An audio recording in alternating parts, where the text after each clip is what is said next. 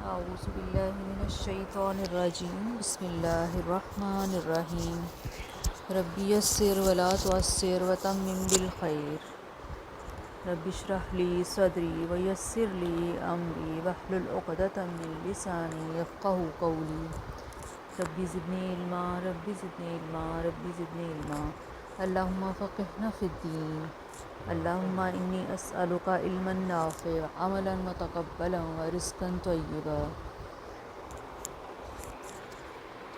ہم عربی کی کلاس سٹارٹ کرنے لگے ہیں کہ عربک گرامر جو ہے نا وہ ہم سیکھنا شروع کریں۔ کیوں سیکھیں ہم عربی؟ کیا ضرورت ہے عربی سیکھنے کی؟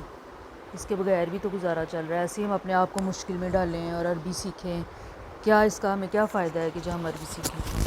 یہ بہت سے سوالات ہیں جو ہر کسی کے مائنڈ میں آ سکتے ہیں۔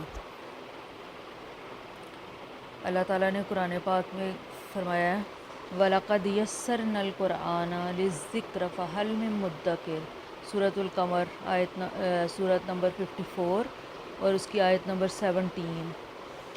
اور سورۃ القمر میں جو ہے وہ اللہ تعالیٰ نے 4 جگہ پہ یہ آیت بار بار نازل فرمائی ہے کہ ہم نے اس قرآن کو آسان کر دیا تاکہ ذکر کے لیے فعال میں مدکر ہے کوئی اس کو اس سے نصیحت حاصل کرنے والا، سیکھنے والا۔ اور اللہ تعالیٰ نے قرآن پاک میں فرمایا ہے کہ ہم نے عربی زبان کو آسان بنا دیا ہے تاکہ تم سمجھ سکو۔ تو اب عربی زبان مشکل ہے یا آسان ہے، یہ ہمارا اپنا ذہن ہے کہ اب جیسے اسٹوڈنٹس ہیں، کچھ اسٹوڈنٹ ہیں ان کو میتھ بہت اچھا لگتا ہے، کچھ کو انگلش اچھی لگتی ہے، کچھ کو سائنس اچھی لگتی ہے۔ جس کو جو سبجیکٹ اچھا لگتا ہے اس کو وہ لگتا ہے کہ وہ ایزی ہے، اس کے لیے وہ سبجیکٹ آسان ہو جاتا ہے، وہ اس کو سمجھتا ہے کہ یہ بہت ایزی ہے۔ جو تھوڑا سا جس کو نہیں آتا یا اس کا اس میں انٹرسٹ نہیں ہوتا وہ اس کو لگتا ہے کہ مشکل ہے۔ اسی طرح اب ہمیں لگتا ہے کہ عربی زبان کافی مشکل زبان ہے۔ اس کی ریزن یہ ہے کہ ہم نے ساری زندگی پڑھا نہیں ہے، ہم نے اس کی طرف توجہ نہیں دی۔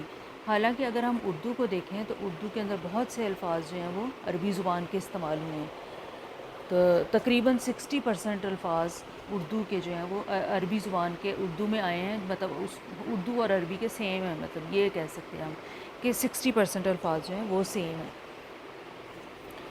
تو اگر ہمیں عربی نہیں آتی تو ہمیں جو ہے یہ اس چیز کا کوئی فائدہ نہیں کہ یہ جو ہم قرآن پاک پڑھتے ہیں بس ایسے روانی سے پڑھ لیتے ہیں، جس کا ہمیں یہ نہیں پتہ کہ اللہ تعالیٰ نے کیا کہا ہے۔ اب اگر کوئی شخص آپ کو خط لکھتا ہے، یہ چلیں فار ایگزامپل کوئی آپ کو میسیج آتا ہے، واٹس ایپ پہ کوئی میسیج آتا ہے، آپ اس کے واٹس ایپ کو میسیج کو کھولتے ہیں، دیکھتے ہیں، اس کو چنتے ہیں اور کر لیتے ہیں، لیکن آپ کو سمجھ نہیں آ رہی کہ وہ اس میسیج میں اس نے لکھا کیا ہے، جس بندے نے آپ کو میسیج بھیجا ہے۔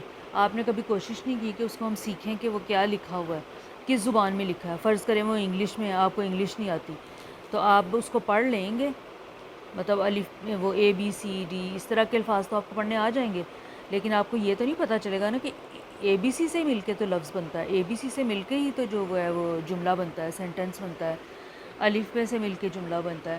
لیکن اب ہمیں یہ نہیں پتہ کہ یہ الف بے پہ جو ہے جو اس سے لفظ بن رہا ہے اس کا مطلب کیا ہے۔ جب ہمیں یہی نہیں پتہ چلے گا تو پھر ہم قرآن پاک کو بے شک روز کے ہم 10 پارے پڑھ لیں، روز کے ہم 5 سپارے پڑھ لیں تو ہمیں لگے گا کہ ہم بڑا نیک کام کر رہے ہیں اور بڑا نمازوں میں ہم قرآن پاک پڑھ لیں، لیکن جب ہمیں یہی نہیں پتہ کہ اس قرآن پاک میں لکھا اللہ تعالیٰ نے کیا ہے، اللہ تعالیٰ اس میں ہم سے ڈیمانڈ کیا کر رہے ہیں، تو پھر اس پڑھنے کا ہمیں برکت ضرور ہے اس پڑھنے کی کہ اس کی برکات ہماری زندگیوں میں نظر آتی ہیں، لیکن ہم اللہ تعالیٰ جب ہم سے پیپر لیں گے، جب ہمارا کوسچن پیپر آئے گا ہمارے سامنے تو ہمیں صرف برکت تو نہیں چاہیے، ہمیں تو وہ چیزیں بھی چاہیے کہ جو اس میں کوسچن پوچھے گئے ان کا آنسر کیسے کرنا ہے۔ تو اور اللہ تعالیٰ نے قیامت والے دن ایک انسان، یہ حدیث پاک ہے، حضور صلی اللہ علیہ وآلہ وسلم نے فرمایا کہ ایک انسان اپنی جگہ سے جب حساب کتاب شروع ہو جائے گا تو ایک انسان اپنی جگہ سے قدم نہیں اٹھا سکے گا جب تک وہ 5 سوالوں کے جواب نہ دے دے۔ ایک سوال یہ ہو کہ اس نے عمر کہاں گزاری، یہ ایم سی کیوز کی طرح کا سوال ہو گیا، آگے اس کا ڈیٹیل میں سوال آ گیا کہ جوانی کہاں گزاری، کیونکہ انسان جب ینگ ہوتا ہے، جوان ہوتا ہے تو اس انرجیٹک ہوتا ہے، اس کے اندر طاقت ہوتی ہے، وہ بہت زیادہ کام کر سکتا ہے اور وہ اس اس ٹائم میں زیادہ سے زیادہ کام، جس طرح بچہ چھوٹا ہوتا ہے وہ اتنا زیادہ کام نہیں کر سکتا، کچھ بھی نہیں کر سکتا، بلکہ وہ اس کے سارے کام ماں باپ نے کرنے ہوتے ہیں. اور اگر وہ تھوڑا بڑا بچہ ہو جاتا ہے تو اس کو اگر ہم کوئی تھوڑا کام کہتے بھی ہیں تو وہ جلدی تھک جاتا ہے. اسی طرح جب بڑھاپے میں انسان ہوتا ہے تو بڑھاپے میں بھی جو ہے وہ انسان بہت جلدی تھکتا ہے. وہ اس کے اندر اتنا اسٹیمنا نہیں ہوتا، اس کے اندر طاقت ختم ہو جاتی ہے اتنی کہ وہ صرف اپنی ذات کو سنبھال سکتا ہے، صرف وہ کسی اور کے لیے کچھ نہیں کر سکتا. ایون کہ وہ زیادہ عبادات بھی نہیں کر سکتا، کسی دوسرے کی مدد بھی نہیں کر سکتا. تو یہ سوال جب پوچھے جائیں گے تو اس کا مطلب پہلے عمر کا سوال ہوگا. سوال نمبر 1 عمر کہاں گزاری. سوال نمبر 2 جوانی کہاں گزاری، کہ جب جوانی تھی، جب تم ینگ تھے اور تمہارے پاس طاقت بھی تھی اور ویژن بھی تھا، ہر چیز تھی، تو اس وقت تم نے اپنا ٹائم جو ہے وہ کس جگہ گزارا. تیسرا جو علم تم نے پیسہ کہاں سے کمایا، پیسہ جو کما رہے ہو، جو محنت مزدوری کی وہ کہاں سے کمایا، کس ذریعے سے کمایا. چوتھا سوال کہ جو کمایا تھا پیسہ اس کو کہاں لگایا. اور پانچواں جو علم حاصل کیا اس کو کہاں تک استعمال کیا. یہ 5 سوالات ہیں جو ہم سے قیامت والے دن پوچھے جائیں گے. جب تک ہم ان 5 سوالوں کا جواب نہیں دے دیں گے تو ہم اپنی جگہ سے قدم بھی نہیں اٹھا سکیں گے. یعنی کہ ہمارے قدم زمین کے ساتھ جو ہیں وہ زمین ہمارے قدم پکڑ لے گی جب تک کہ ہم ان سوالوں کا جواب نہیں دیتے. ہم آگے نہیں بڑھ سکتے. ظاہر ہے اسٹیپ بائی اسٹیپ بھی قیامت میں چلنا ہے نا. پہلے قیامت آئے گی، پھر حساب کتاب ہوگا، پھر ہم جنت میں جائیں گے، پھر بیچ میں حوض کوثر کا پانی پئیں گے. اس طرح مختلف سٹیجز آئیں گی. تو ہم اپنی جگہ سے ہل نہیں سکتے جب تک کہ ہم ان 5 سوالوں کے جواب نہ دیں. تو ان 5 سوالوں کے جوابات سوچئے، خود سوچیں کہ ہماری عمر جو ہے وہ ہم نے کہاں گزار دی، کن کاموں میں گزار دی. آیا اللہ تعالیٰ نے جو ہمیں کام کہے تھے ہم نے ان کاموں میں استعمال کیا اس عمر کو، یا ہم نے اپنی مرضی کے کاموں میں استعمال کیا. اور دوسرا پھر پیک کے جو ٹائم تھے، یعنی کہ جس وقت یہ 12 سال سے لے کے آگے جو آپ کی ایج ہے 30 35 40 سال تک، یہ جوانی کا ایک ٹائم ہوتا ہے، 40 45 تک بھی چلیں. اتنی دیر میں جو ہے آپ نے کتنے کام کیے. حالانکہ اس وقت کئی لوگ 2 2 3 3 جابس کر لیتے ہیں پیسہ کمانے کے لیے، کہ جی اس وقت ان میں طاقت ہوتی ہے، وہ ایک جگہ سے آ کے دوسری جگہ جاب پہ چلے جاتے ہیں. مطلب اتنی محنت کر لیتے ہیں، 3 4 گھنٹے سو کے بھی ان کے لیے کافی ہو جاتا ہے سونا. تو وہ اس طرح کر سکتے ہیں. تو اس لیے اس ٹائم میں ہم جاب بھی کر سکتے ہیں، اب اللہ تعالیٰ کی کتاب کا علم بھی حاصل کر سکتے ہیں، ہم لوگوں کی مدد بھی کر سکتے ہیں. تو اس لیے جوانی کے بارے میں پوچھا جائے گا. پھر رزق حلال کے بارے میں پوچھا جائے گا کہ کہاں سے کمایا، رزق حلال تھا یا حرام تھا. پھر اس کے بعد جو ہے اس کو خرچ کہاں کیا. صرف اپنی آسائشوں پہ خرچ کیا، اپنی اولاد کے لیے، اپنے گھر والوں کے لیے اور اپنی ذات کے لیے اچھی اچھی چیزیں اور اچھا اچھا کھانا اور اسی میں خرچ کیا، یا وہ کسی دوسروں کی مدد کے لیے بھی کہیں استعمال کیا. پانچواں یہ ہوگا کہ علم حاصل کیا. اب علم حاصل کرنا جو ہے، علم جو حاصل کیا اس پر عمل کتنا کیا. سوال پانچواں یہ ہے جو علم حاصل کیا اس پر عمل کتنا کیا. مطلب یہ نہیں سوال ہوگا کہ آپ نے علم حاصل کیا کہ نہیں. مطلب علم حاصل کرنا ایک لازمی جز تھا کہ علم حاصل کر لیا آپ نے، وہ فرض ہے علم حاصل کرنا. جیسے کہ ایک حدیث ہے کہ ہر مسلمان مرد اور عورت پر علم حاصل کرنا فرض ہے. تو جو علم حاصل کیا اس پر عمل کتنا کیا، مطلب اس کو کسی کو سکھانے کے لیے کیا، یا خود اس کے اوپر کتنا عمل کیا، یا جو بھی سیکھا تھا اس کو کسی تک بھی پہنچایا اور اس کو کتنی حد تک خود عمل کیا. 50% عمل کیا، 40% کیا، 30% کیا، یا 80% کیا، یا کس طرح کیا کیا، وہ سارا ہم نے اللہ تعالیٰ کو جواب دینا ہے. تو اب بات آ جاتی ہے علم حاصل کرنے کی، کہ سب سے پہلے ہم علم حاصل کریں گے، پھر اس علم کے ذریعے ہم اپنے آپ کو سدھاریں گے، ہم اپنی اصلاح کریں گے، اپنے آپ کو اچھا انسان بنائیں گے.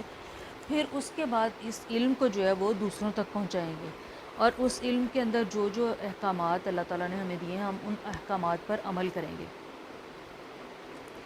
تو علم حاصل کرنے کے لیے نہ تو صرف قرآن پاک کا علم حاصل کرنا ہے اور نہ ہی صرف دنیاوی.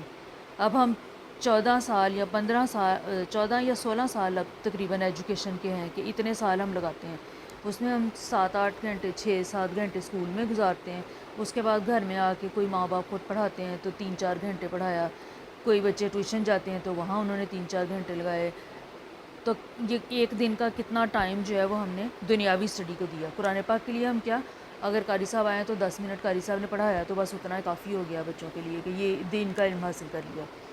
نہ تو پیرنٹس خود کوشش کرتے ہیں اور نہ ہی پیرنٹس اپنے بچوں کو اس طرح کا ٹائم دیتے ہیں کہ جتنا فوکس ان کا دنیاوی تعلیم پہ ہے اتنا ہی فوکس جو ہے وہ ماں باپ خود پڑھ کے اپنے بچے کو ساتھ بٹھا کے اس کو بک پڑھائیں کہ یہ میں نے پڑھی ہے تم بھی پڑھو، یہ فلاں چیز میں نے سنی ہے تم بھی سنو.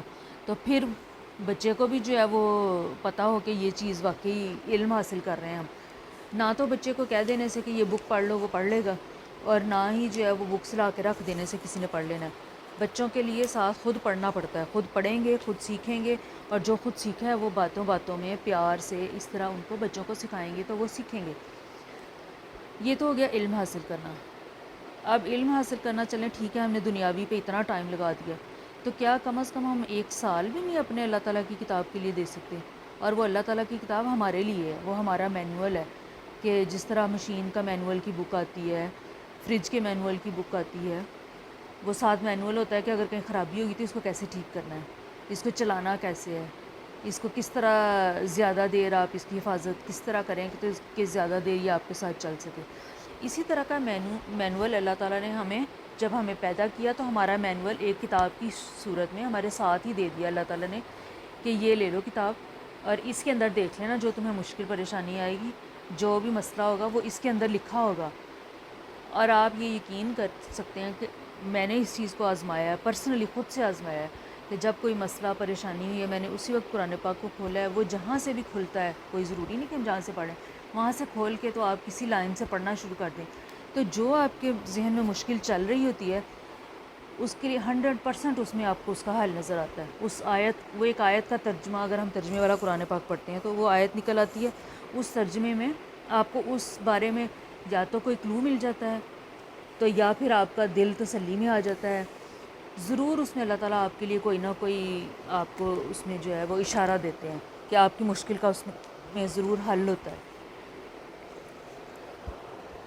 تو اب یہ تو تھا انٹروڈکشن کہ ہم کیوں جو ہے وہ کیوں علم حاصل کریں. کیونکہ علم حاصل کریں گے، قرآن پاک پڑھیں گے، اس کو ترجمے سے پڑھنا سیکھیں، عربی سیکھنے کی کوشش کریں. اگر عربی مشکل لگتی ہے تو آپ ترجمہ اور تفسیر، خالی ترجمے سے بھی سمجھ نہیں آتی جب تک کہ ہم اس کے ساتھ کوئی تفسیر کی بک نہ پڑھیں.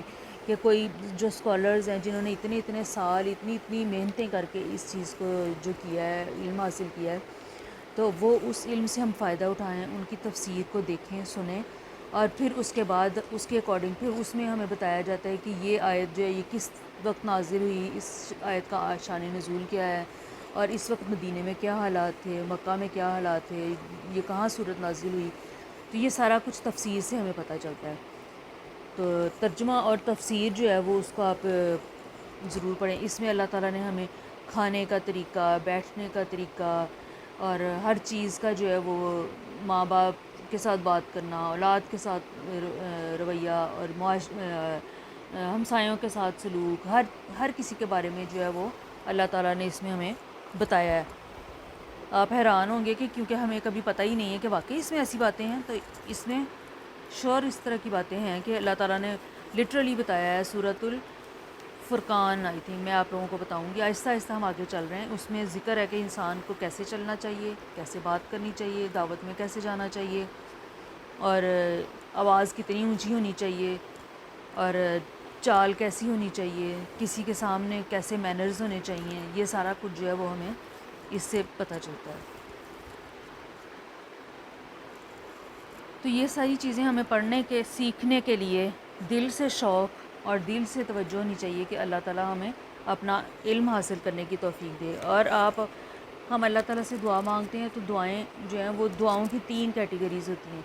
یا تو ہماری دعا قبول ہماری دعا رد نہیں کی جاتی جو بھی ہم دعا مانگتے ہیں، کیونکہ دعا مانگنا ایک عبادت ہے. جیسے نماز ایک عبادت ہے، قرآن پڑھنا ایک عبادت ہے، ایسے ہی اگر آپ جائے نماز بچھا کے دعا مانگتے ہیں تو وہ دعا بھی ایک عبادت ہے ہماری.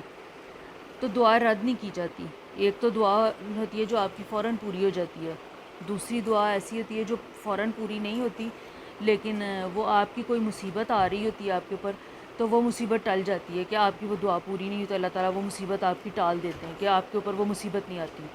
تیسری اگر وہ دعا پوری نہیں ہوتی تو وہ آخرت میں جمع کر لی جاتی ہے کہ آپ کو اس کا آخرت میں اجر دیا جائے گا.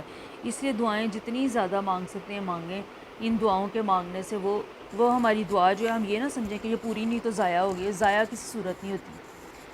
اب عام دعاؤں کا سلسلہ تو یہ ہے لیکن اگر ہم ہدایت مانگتے ہیں اللہ تعالیٰ سے اپنے دل سے کہ اے اللہ ہمیں ہدایت دے دے، ہمیں سیدھے راستے پر چلا دے، تو اللہ تعالیٰ ہدایت کی دعا ضرور پوری کرتے ہیں۔ وہ اس انسان کو کبھی نہ کبھی کوئی نہ کوئی ایسا موقع یا کچھ نہ کچھ ایسا آ جاتا ہے کہ اس کو اس ہدایت کی طرف راستہ مل جاتا ہے۔ تو اس لیے ہر وقت جو ہے وہ ہم اہدنا الصراط المستقیم کی دعا مانگیں کہ اللہ تعالیٰ ہمیں ہدایت دے، اللہ ہمیں سیدھے راستے پہ چلا دے۔ اور ایاک نعبد و ایاک نستعین کہ اے اللہ ہم تیرے سے ہی مدد مانگتے ہیں اور تجھی سے ہدایت مانگتے ہیں، تو ہدایت کی دعا جو ہے وہ لازمی مانگیں۔ پھر آپ اپنے لیے رب زدنی علما کی دعا مانگیں، اللہ تعالیٰ آپ کے علم میں اضافہ فرمائے، کہ اللہ تعالیٰ ہمیں زیادہ سے زیادہ علم دے، اور وہ والا علم جس پر ہم عمل کر سکیں۔ اللہم انی اسألک علما نافع و عملا متقبلا و رزقا طیبا، کہ اللہ ہمیں وہ والا علم دے جو ہمارے لیے فائدہ مند ہو، اور وہ عمل ہم کریں جو ہمارا قبول ہو جائے،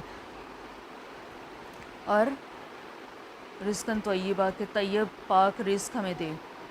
تو یہ دعا ہم مانگیں تاکہ اللہ تعالیٰ ہمارے لیے آسانیاں کرے۔ تو بہرحال آپ زیادہ سے زیادہ اللہ تعالیٰ سے دعا علم اس کی مانگیں کہ اللہ تعالیٰ ہمیں ہدایت دے اور ہمیں سیدھے راستے پر چلا دے، اور کوئی ایسا ہمیں ملے، ایسی جماعت ہمیں مل جائے، کوئی ایسا انسان ہمیں مل جائے کہ جس کے ساتھ ہم جڑ کے، انسان جب مرے گا اس کے بعد وہ وہیں اٹھایا جائے گا جس طرح کے اس کے دوست ہوں گے، دوست احبابوں کے ساتھ اٹھایا جائے گا۔ ہر انسان اپنے دوست کے مذہب پہ ہوتا ہے، یہ بھی ایک حدیث کے الفاظ ہیں۔ تو اس لیے ہم کوشش کریں کہ ہم اپنے دوست بھی ایسے بنائیں۔ رشتہ دار تو قدرتی اللہ تعالیٰ کی طرف سے جو بن گئے تو وہ بن گئے، لیکن دوست آپ کی اپنی چوائس ہوتی ہے، آپ خود سے دوست چوز کرتے ہیں۔ تو آپ ایسے دوست بنائیں جو کہ آپ کے اسلام میں آپ کی ہیلپ کریں، آپ کو جس چیز کا نہیں پتہ وہ آپ کو بتائیں، آپ ان کو بتائیں۔ ایسے دوست ہوں گے تو انشاءاللہ تعالیٰ قیامت والے دن جو ہے وہ ہم ان کے ساتھ اٹھائے جائیں گے، اور جنت الفردوس میں اللہ تعالیٰ ہم سب کو جمع کریں، اور ہم اس چیز کی خواہش کریں کہ اللہ تعالیٰ ہمیں جنت میں جو ہے وہ دوستوں کے ساتھ اور اپنے پیاروں کے ساتھ رکھے۔ تو یہ تو آج انٹروڈکشن تھا کہ اس کی میں کہ کیوں ضروری ہے علم حاصل کرنا، اور کیوں کرنا چاہیے علم حاصل، اس کا ہمیں کیا فائدہ ہوگا۔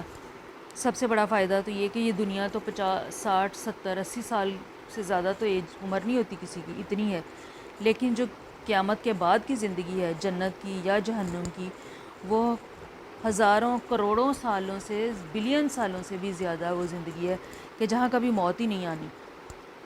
تو ہم یہ دیکھیں کہ ہم اس 50 60 سال کی زندگی کے لیے اتنی محنت کرتے ہیں، تو ہمیں جو ہے وہ کروڑوں سال جو ہم نے زندہ رہنا ہے بعد میں، جب ہمیں موت ہی نہیں آنی، اس زندگی کے لیے ہم کتنی محنت کرتے ہیں۔ چلیں اگر ہم پہلے نہیں کر سکے تو اب ہمیں چاہیے کہ ہم اس زندگی کے لیے زیادہ سے زیادہ محنت کریں، اور اس کے لیے ہم اپنا ٹائم سرو کریں، جہاں سے ہمیں علم ملے ہم وہاں سے حاصل کریں۔